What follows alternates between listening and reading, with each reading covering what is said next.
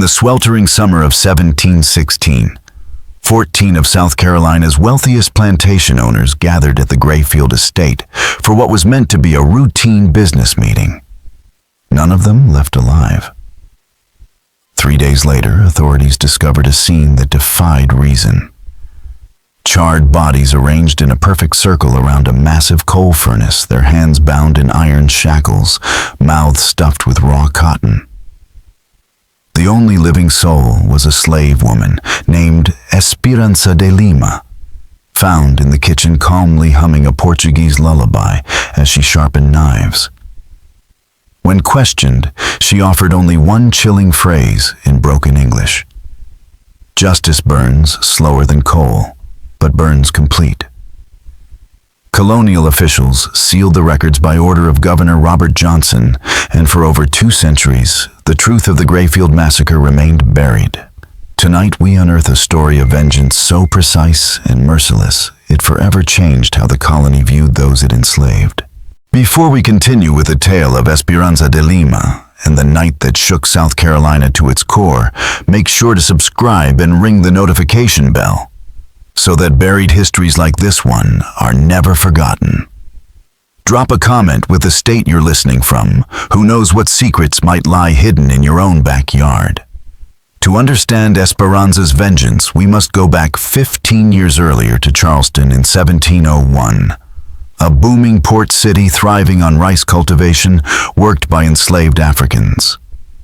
Among the most ruthless planters was Edmund Grayfield, a towering man with cold blue eyes who had carved a 3,000-acre empire from swampland and built a reputation for breaking slaves in body and spirit. His estate was infamous throughout the region. Some whispered that those sent there either died within a year or emerged as hollow shells of themselves. That same year, a Portuguese slave ship called the Santa Maria arrived with 180 captives from Angola. Among them was a young woman of about 20 who would be given the name Esperanza de Lima. To the colonists, she seemed unremarkable, but the scars etched across her shoulders told another story, that she was the daughter of a powerful chief trained from childhood in strategy, diplomacy, and the deep knowledge of herbs, poisons, and the human mind. She had watched her village burn. Her father murdered her people chained, and in her eyes, every white face was complicit in that crime. Edmund Grayfield bought her for 42 sterling, intending her to replace his previous house slave, who had been beaten to death for spilling wine. From her first day at Grayfield Estate, Esperanza began a silent campaign of patience and precision. She learned English, but concealed how much she understood. She watched, she listened, she remembered. Every cruelty, every whispered plan, every name. Grayfield was not just a home. It was the secret meeting place of the Rice Council. 14 of the colony's most powerful planters who ruled South Carolina's economy and politics like kings. Edmund Grayfield, their leader. William Peton, whose rice output surpassed any in the Americas. James Rutherford, a colonial judge. Marcus Sutton, master of the region's slave trade. Henry Caldwell, with ties to the governor. Thomas Harrington, a former naval officer who ran his plantation like a garrison. Benjamin Fairfax, heir to one of the oldest fortunes in the colony. Together they shaped laws, fixed prices, and tightened their grip on power. And together they would become the instruments of Esperanza de Lima's revenge. Samuel Kingsley specialized in the brutal art of seasoning. Newly arrived Africans, Robert Fielding was infamous for his inventive tortures. Charles Warwick controlled a crossroads plantation that funneled information. Jonathan Crichton meticulously tracked slave breeding programs. David Norris applied his medical knowledge to keep captives alive just long enough to be worked to death. Alexander Hartwell ran what was essentially a prison for runaways, and George Baxter, the youngest at 35, had risen quickly through sheer enthusiasm for violence. These men were not merely cruel. They were systematized in their evil, treating human beings as machinery to be optimized, repaired, and discarded. They shared methods of breaking rebellious spirits, compared notes on rations that maximized output while minimizing cost, and boasted of their most creative punishments during their monthly councils.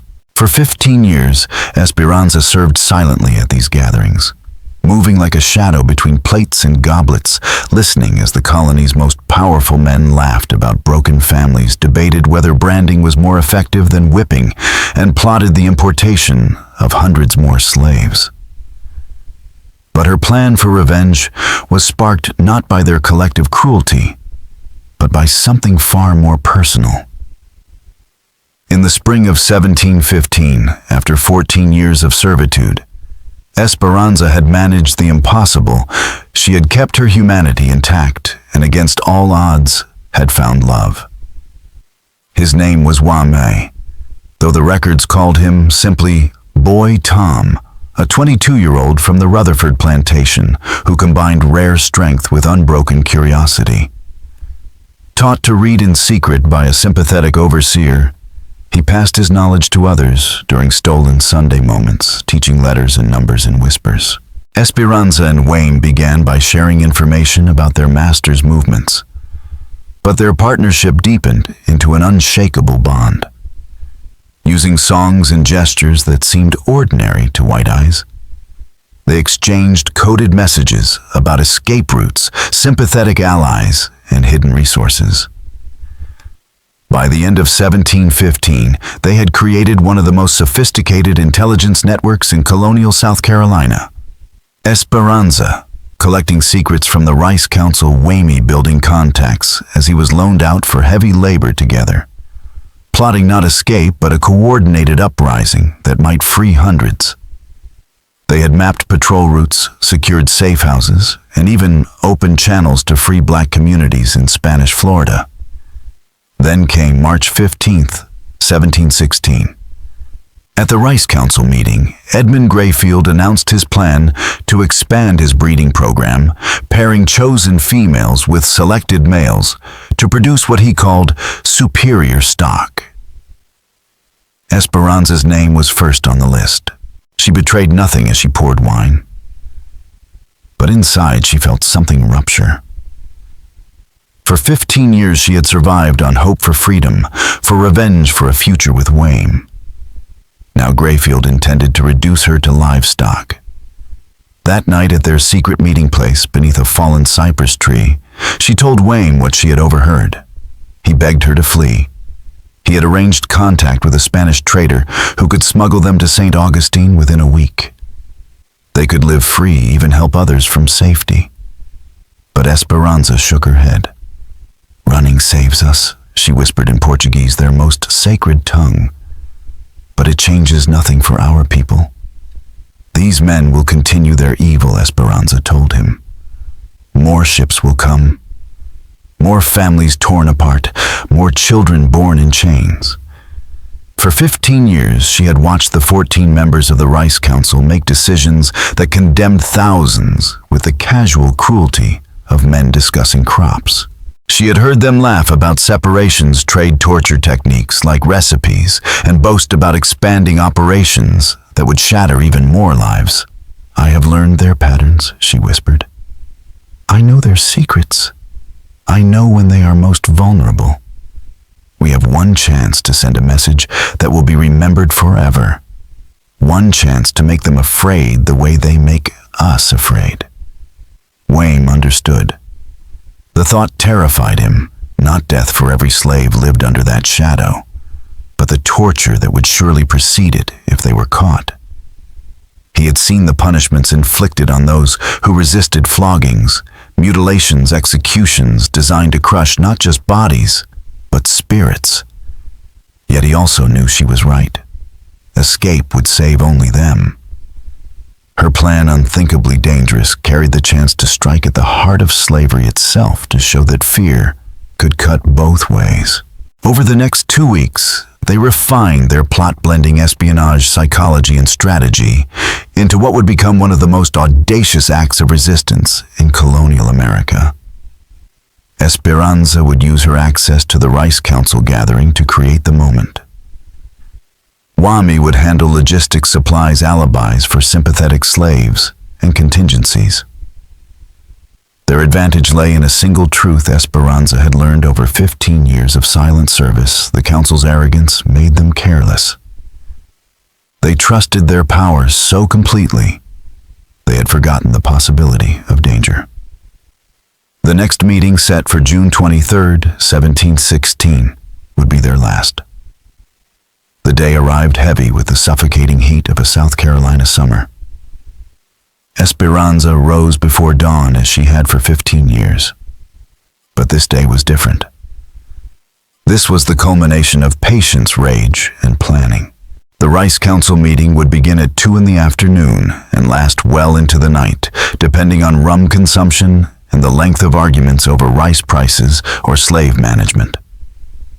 Esperanza had memorized every detail of their routines. Marcus Sutton always arrived early for private dealings with Grayfield. Benjamin Fairfax excused himself every 90 minutes for his bladder.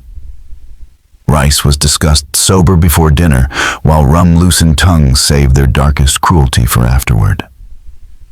Most important of all was the coal furnace. Grayfield's pride, imported from Britain at great cost, dominated the estate's kitchen. 8 feet tall and built of fire brick and iron, it could sustain temperatures above 2,000 degrees hot enough to melt copper.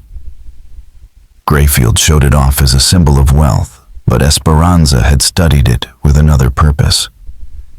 For months, she had learned how to control its airflow, how to push it to maximum heat, how to keep it burning. Quietly, she stockpiled coal, explaining it away as preparation for expanded cooking needs. Then, 3 days before the meeting, came the final blow. James Rutherford, seeking more laborers, convinced Grayfield to sell him boy Tom Wayne for 60 sterling. The transfer would take place the morning after the council convened. When Esperanza heard, she knew there was no more time. She would lose Wime, be forced into Grayfield's breeding program, and watch the Rice Council continue its reign of terror, unchecked. That evening, under the cypress tree where their love had survived in secret, they met for what they knew was the last time. They whispered memories and fears, compressing 15 years into a few stolen hours. Wayne pleaded with her to abandon the plan to flee with him before it was too late. But Esperanza, her eyes steady, had already chosen her path. There was still time to flee south. Still time to vanish into Spanish Florida and build a life together, away from the horrors of the plantation world.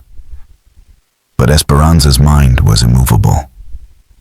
"These men think they are gods," she told Wame. "They believe they can do anything to us without consequence. Tomorrow I will show them they are wrong.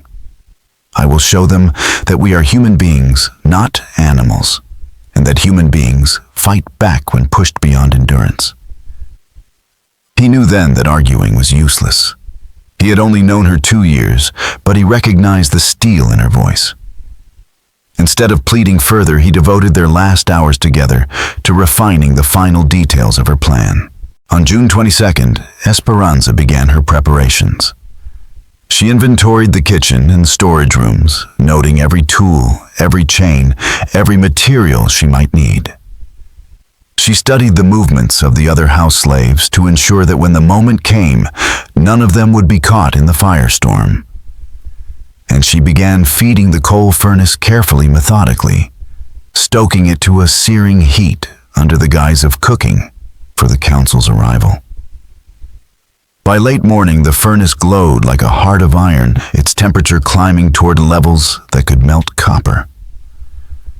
To the other servants, she was simply following her usual meticulous routine.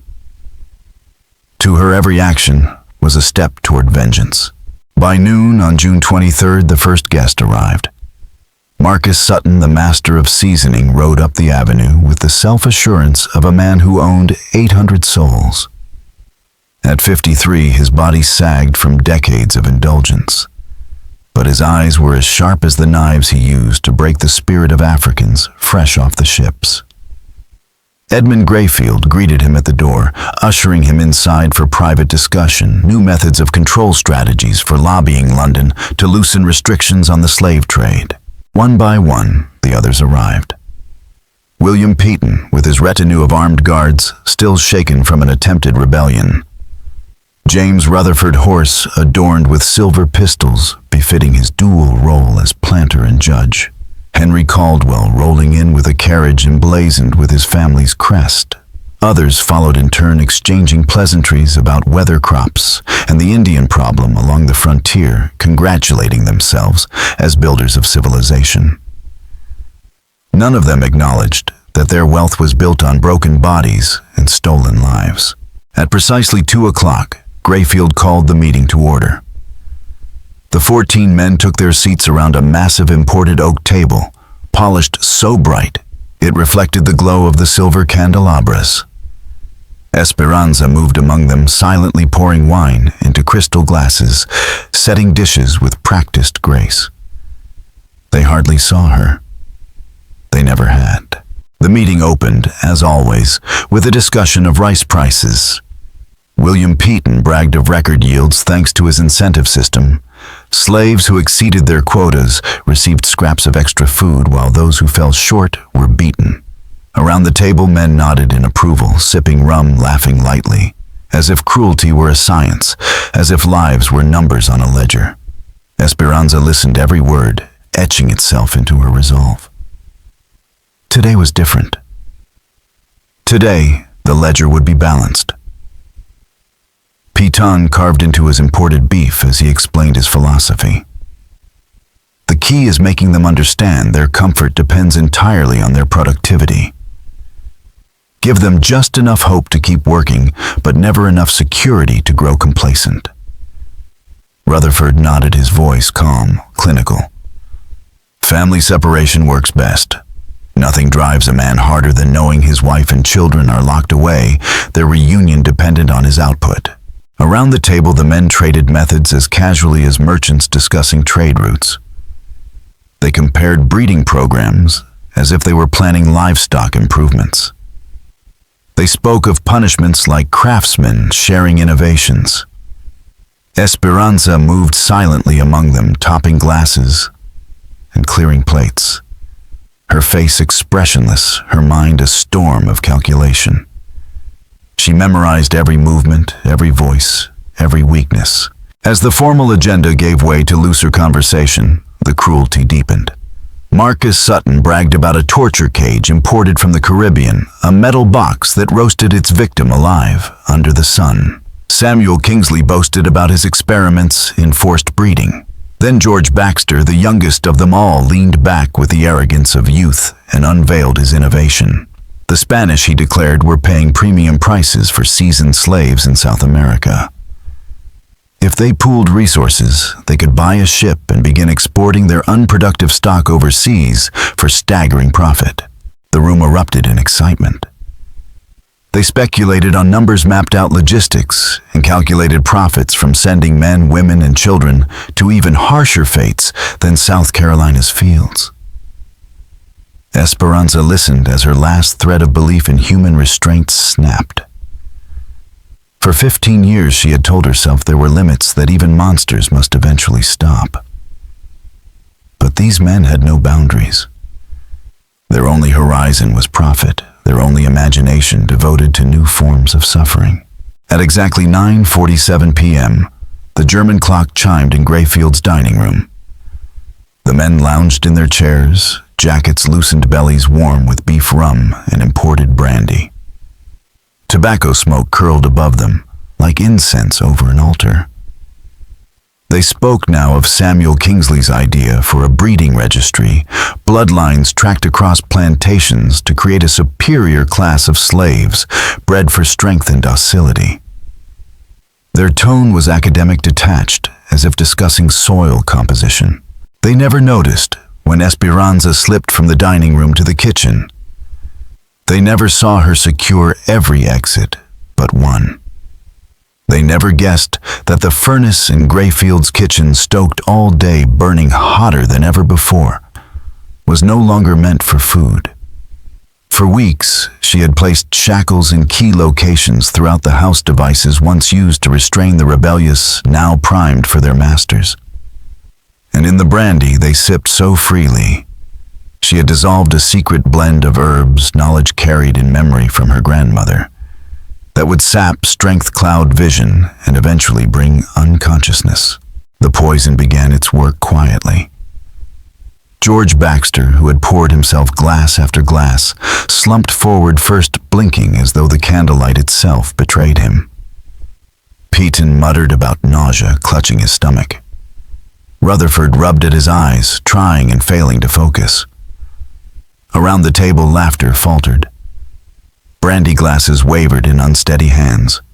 One by one, the gods of South Carolina discovered what it meant to be powerless. Marcus Sutton's hands began to tremble uncontrollably. Edmund Grayfield was the first to sense the truth. "Gentlemen," he slurred, trying to rise. "I believe we may have been. Someone has." But his words broke apart as his legs gave way, his body collapsing onto the Persian carpet that had cost more than most colonists earned in a year. Within 20 minutes, all 14 men were unconscious. Esperanza moved with the calm precision of someone fulfilling a destiny. Rope and iron shackles, the same restraints that had bound countless Africans, were applied to each man with clinical care. She made them tight enough to cause agony, but never enough to endanger circulation. Quick death was not mercy she intended to give. As she worked, she spoke softly in Portuguese, Spanish, and halting English, her voice a litany of memory and rage. To Rutherford she whispered, "You sell my Wayne like he is cow. Tonight you learn what it feels like to be nothing. To Sutton you break spirits. Tonight you learn broken spirit." And to Grayfield her voice was steel. "You own me. You think me animal. Tonight you see what animals do when there is nothing left to lose." Dragging them one by one from the dining room to the kitchen took hours. By 2 a.m., the 14 masters of South Carolina sat shackled in a circle around Grayfield's massive coal furnace, their bodies positioned like offerings, mouths stuffed with raw cotton. The furnace roared at full heat, radiating waves that made the kitchen nearly unbearable. Esperanza had crafted the perfect torture, prolonged heat dehydration, and helpless restraint designed to force them to confront terror long before death arrived. As dawn seeped through the windows, the men began to stir. The herbal mixture had worn off exactly as intended, leaving them fully conscious, but too weak to resist. Grayfield woke first. Panic contorted his face as he realized he lay bound on the cold stone floor, unable to speak, unable to move, surrounded by his peers in the same state. Soon muffled cries echoed as others regained awareness, their fear feeding the suffocating heat of the room. For the first time in their lives, they knew helplessness. Esperanza sat in the corner, sharpening her knives, her eyes fixed on them. When she finally spoke, her English was clear and strong, shattering the illusion of ignorance she had worn for 15 years. "Good morning, gentlemen. I hope you rested well. We have much to discuss." She rose and walked the circle, meeting each man's gaze with the same detached appraisal they had once used on the auction block. "For 15 years I have listened to you speak of my people as cattle. I have watched you laugh about breaking us, breeding us, selling us." "You, Sutton," she said, pausing as he writhed against his chains. "Destroy hope as a profession. Tonight hope destroys you." She stopped before Rutherford.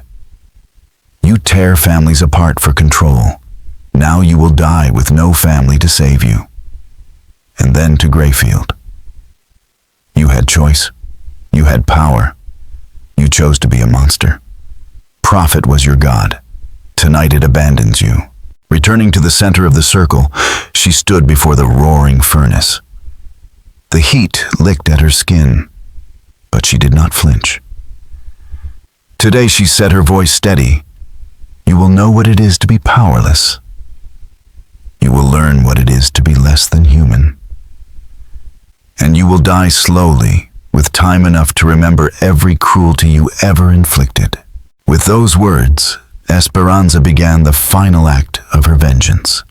What followed over the next 6 hours became legend, half-whispered horror, half-warning, echoing across the Low Country for generations to come. Though the full details would remain hidden in sealed government archives for more than 2 centuries, what Esperanza de Lima did inside the Grayfield estate kitchen that morning became legend.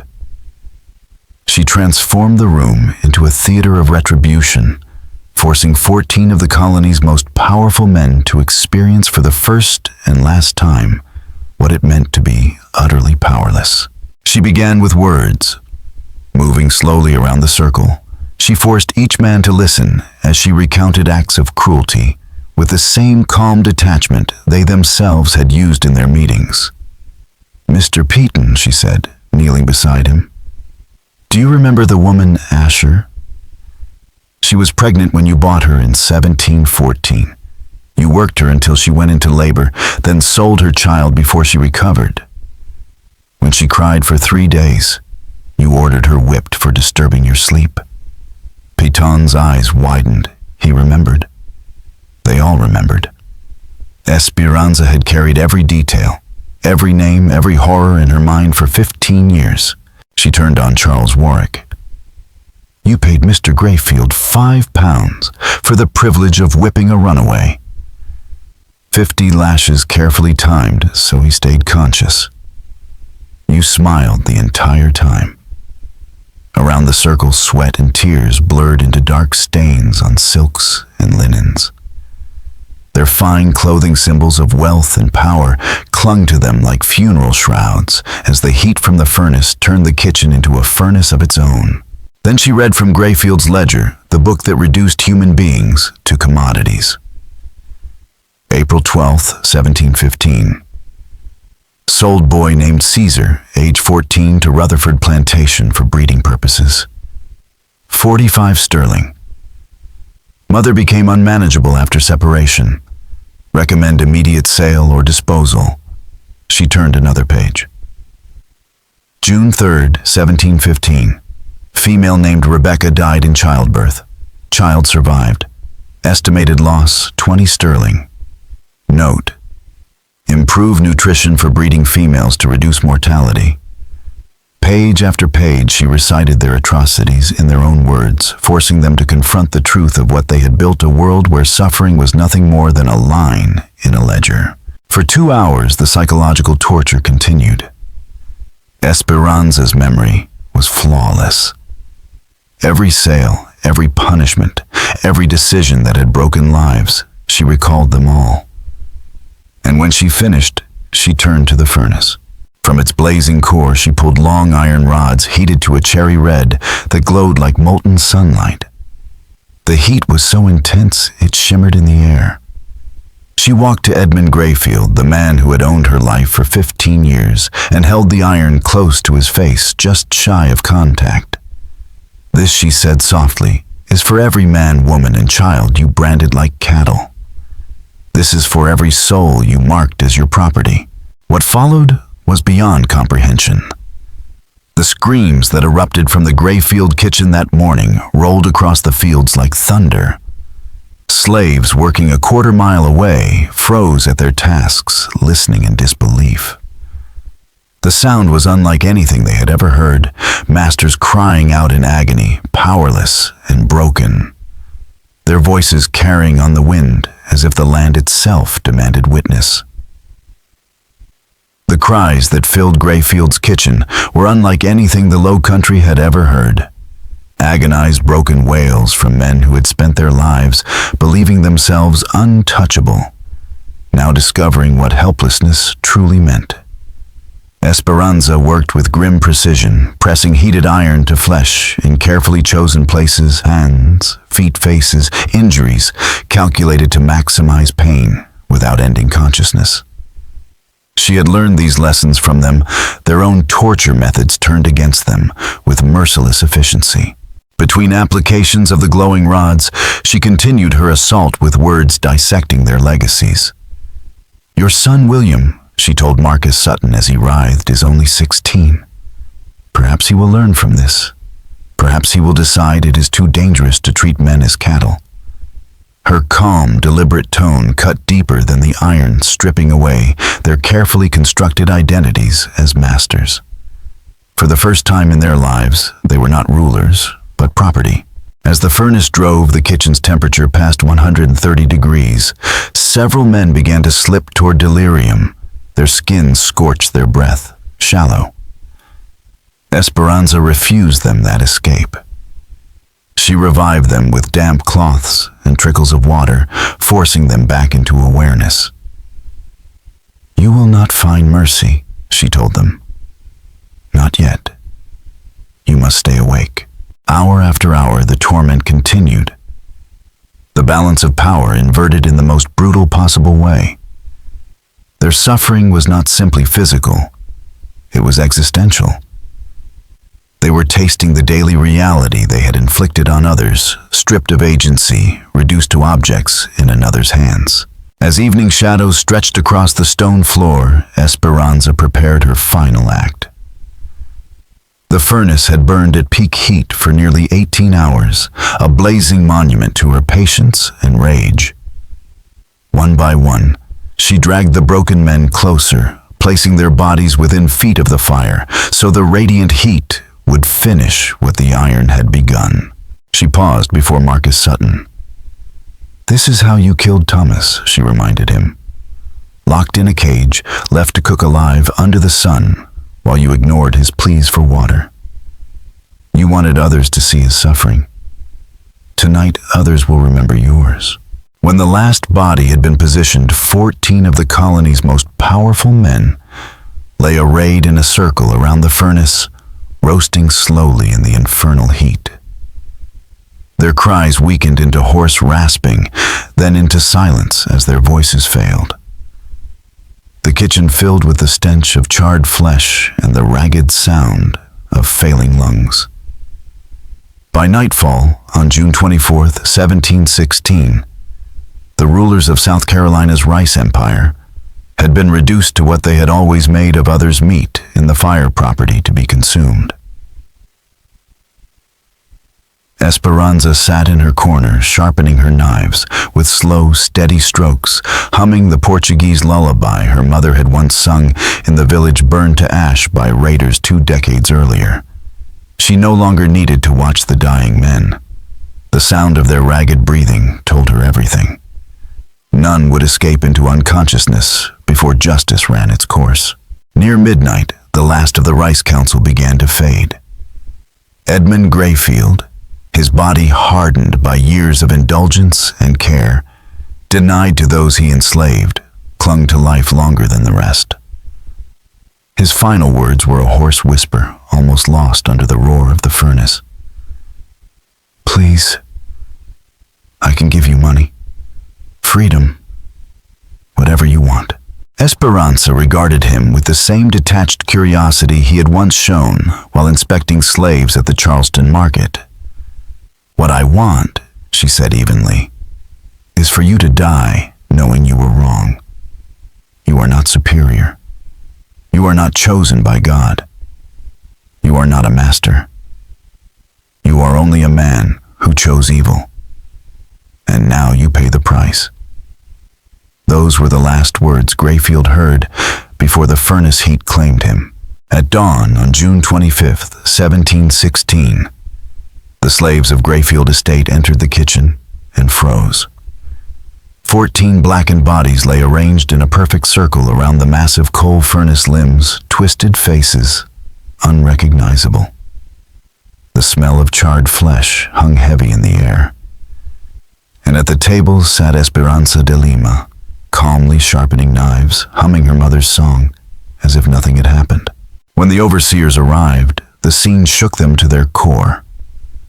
The colony's most powerful men, lords of wealth, politics, and cruelty, had been annihilated by a single enslaved woman. The implications were terrifying. If one could accomplish this, what might happen if many acted together? For the first time, white colonists began to fear the enslaved. Word spread quickly.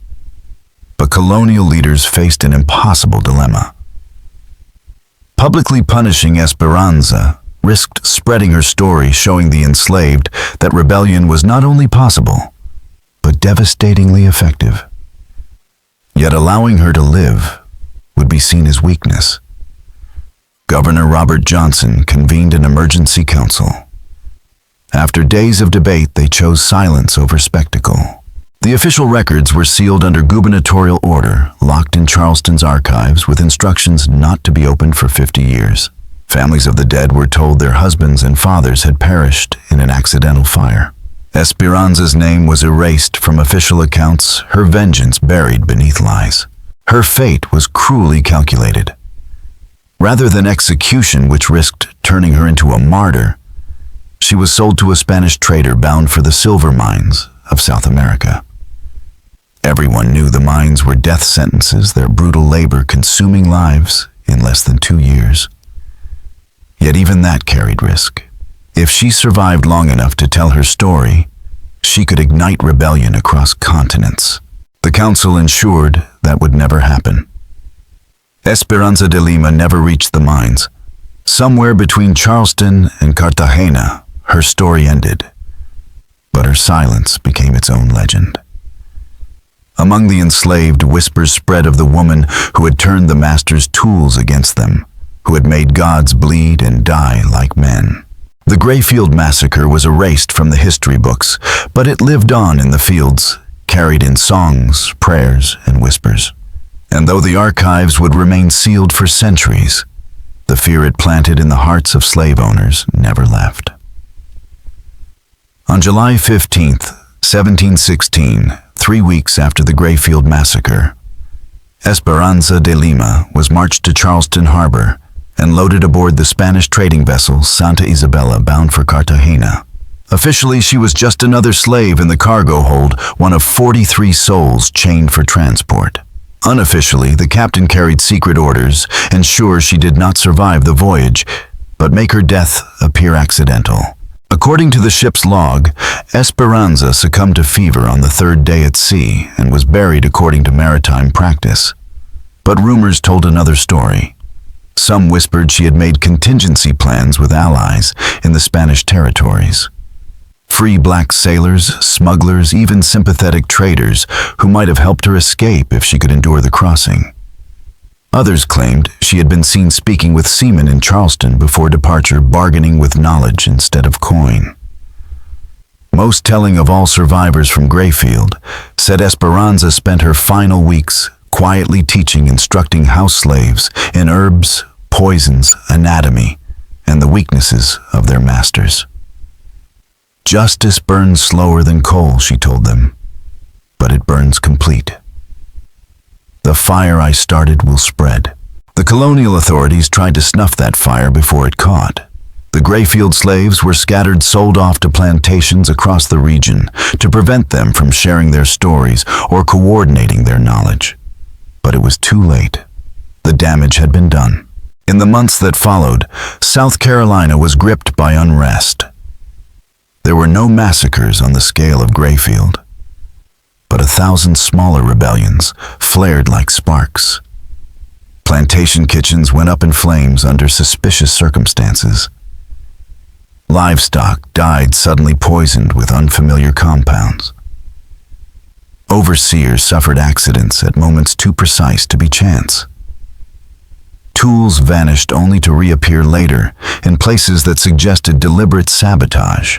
Most unnerving of all, slaves seemed to know far too much about their masters' habits, their families, even their secret business dealings. It was as if an invisible intelligence network had taken root across plantations, connecting fields and kitchens in ways white planters could not see or understand. The psychological impact was immediate. Men who once strutted across their estates unafraid, now moved with armed escorts, avoided predictable routines, and looked over their shoulders in their own homes.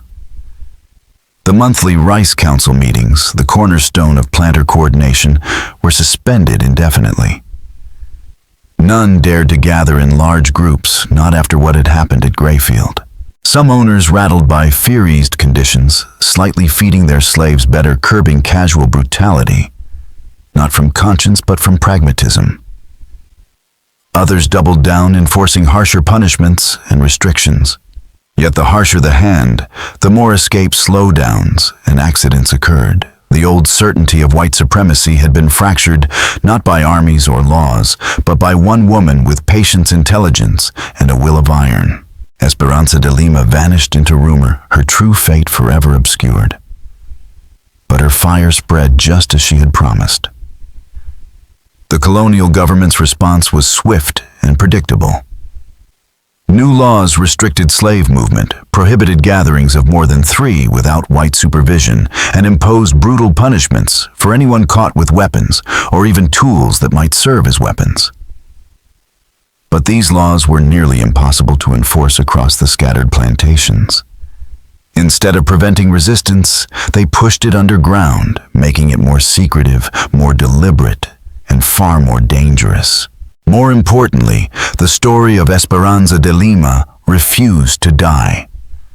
Whispers of her vengeance spread into free black communities through clandestine networks that would one day become the Underground Railroad, and even among sympathetic whites who were beginning to question the morality of slavery. Esperanza's name became a symbol, her story a spark that fanned into rebellion. Historians would later debate whether the Grayfield massacre was an isolated act of personal revenge or the first wave of a larger movement that undermined the foundations of the plantation system. The sealed records kept definitive proof out of reach, but the circumstantial evidence was compelling. Copycat incidents spread across the South, small fires, mysterious poisonings, inexplicable accidents that shook planter confidence. And in 1739, 23 years after Grayfield, the Stono Rebellion erupted in South Carolina, the largest slave uprising in colonial America. Among its leaders were men who had once labored on plantations connected to the Rice Council. Coincidence or legacy? No one could prove the link, but the echo of Esperanza's fire was undeniable. Her story became part of the oral tradition that sustained enslaved communities. Parents told their children about the woman who made masters bleed. Children grew up knowing that resistance was possible, that intelligence and patience could topple men who believed themselves gods, and that justice, though delayed, always came.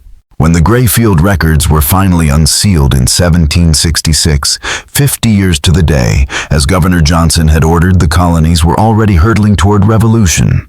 The story was overshadowed by larger events. Yet it added to a growing awareness. Slavery contained within it the seeds of its own destruction. The balance of power had shifted. Masters no longer walked with unshakable confidence, and slaves no longer believed themselves powerless. That psychological crack in the system was the beginning of its unraveling. And then came the whispers. A Spanish ship's clerk, writing in his private journal after a voyage to Cartagena in late 1716, recorded an unusual encounter. During a stop in Havana, he claimed a Portuguese-speaking woman was transferred quietly from the Santa Isabella. She spoke with intelligence, describing in chilling detail the weaknesses of South Carolina plantations, calling Grayfield the first lesson and promising there would be others. The fire that began in one kitchen, she reportedly said, will spread to many kitchens. The lessons I learned from the masters are now being taught to new students. Whether this woman was truly Esperanza de Lima could never be proven. But in the years that followed, Spanish records began noting the arrival of escaped slaves carrying knowledge they should never have possessed. Intimate details of plantation defenses, patrol schedules, and planter routines. Reports emerged of communities in Spanish Florida, actively aiding resistance in British colonies, teaching planning spreading fire where only submission had once lived. Esperanza may have died at sea, or she may have lived on nameless, faceless, carried in rumor and legend. But one truth was certain in 1716 in the kitchen of Greyfield Estate, the myth of white invulnerability burned to ash, and the fire she lit has never gone out. By 1720, just 4 years after the Greyfield massacre, the colonial government could no longer dismiss what was happening. Slave resistance had evolved beyond individual escape attempts into something resembling organized warfare. Plantation owners reported coordinated incidents, kitchen fires that consumed houses under suspicious circumstances, valuable livestock dying from poisoned feed overseers, suffering fatal accidents at their most vulnerable moments. Most unsettling of all, slaves began demonstrating uncanny knowledge of their master's private affairs, habits, alliances, and secrets they should never have known. It was as if an invisible network had sprung up across the plantations, flowing with information once thought impossible to share. The effect on white society was immediate. Planters who once moved with arrogance now traveled under guard, avoided routines, and lived in constant fear of revenge. The Rice Council's monthly gatherings, once the seat of their power, were abandoned forever. Some masters, terrified, softened their treatment in hopes of buying loyalty. Others lashed out with harsher cruelty, only to find that their brutality bred more defiance, more escapes, more sabotage, more subtle acts of rebellion. The government responded with new laws, bans on slave gatherings, severe punishments for carrying weapons, tighter restrictions on movement. But the more they tried to tighten control, the more resistance adapted and grew. Underground networks spread. Stories traveled faster than laws. And at the center of it all was the name whispered in cabins and fields across the South Esperanza de Lima. Whether she truly survived to continue her work in Spanish Florida or whether her later appearances were legend no longer mattered. What mattered was the lesson she left behind. Masters were not invincible and slaves were not powerless. That shift in psychological balance, the destruction of absolute fear and absolute certainty, planted the seeds of everything that followed. The growing resistance networks, the uprisings, the Underground Railroad, and eventually the collapse of the plantation system itself. The kitchen at Greyfield stood abandoned for decades. No slave would set foot there. Its walls crumbled, overtaken by vines and silence. But the memory endured. Esperanza had shown the truth: property can think. Property can plan. Property can remember.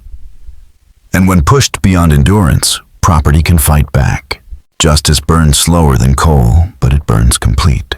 What do you think of this story? Do you believe everything has been revealed, or are there still secrets buried in our nation's dark archives? Let us know in the comments below. And if you want more hidden histories like this, stories buried by power but never fully erased, subscribe to the channel, ring the notification bell, and share this video with someone who believes the past still has lessons for the present. History is written by the victors, but sometimes the voices of the victims burn through. See you in the next video, where we'll uncover more dark secrets that shaped our nation.